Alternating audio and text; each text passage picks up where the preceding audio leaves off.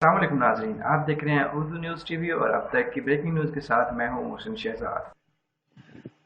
हम कश्मीर को फतह करने के लिए बिल्कुल तैयार बैठे हैं। बस अब एक चीज़ की देर है। बड़ी सियासी और मजहबी जमात ने ऐलान कर दिया।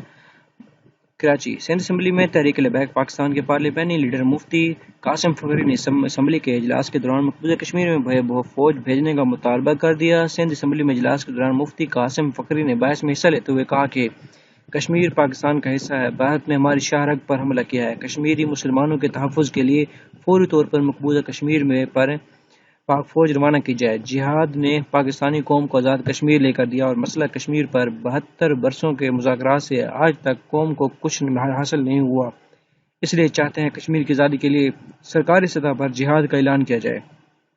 गुज़श्ता रोज़ सिंध असम्बली के इजलास में कश्मीर से मुतल्लिक़ सूरत हाल पर बहस की गई। इजलास के दौरान तहरीक लबैक पाकिस्तान के रुकन असम्बली मुफ्ती कासिम फखरी और दीगर ने मज़लूम कश्मीरियों के हक़ में करारदाद भी पेश की, जिसे मुत्तफ़िक़ा तौर पर मंजूर कर लिया गया। मुफ्ती कासिम फखरी ने मज़ीद कहा कि कश्मीर का मसला कभी भी अक़वाम मुत्तहिदा की करारदादों से हल नहीं हो सकता।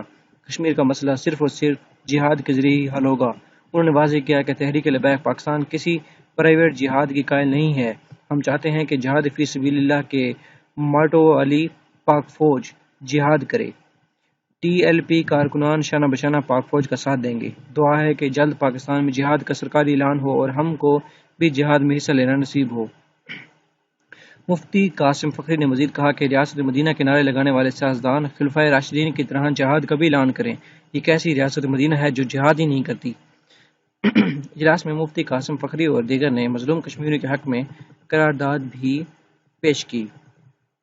अगर आप लोगों ने अभी तक उर्दू न्यूज़ टीवी को सब्सक्राइब नहीं किया तो सब्सक्राइब कीजिए, बेल आइकन जरूर ऑन कीजिए। इससे क्या होगा कि जो भी नई आने वाली वीडियो होगी उसका बदरीन नोटिफिकेशन आपको उसकी इतला मिलेगी।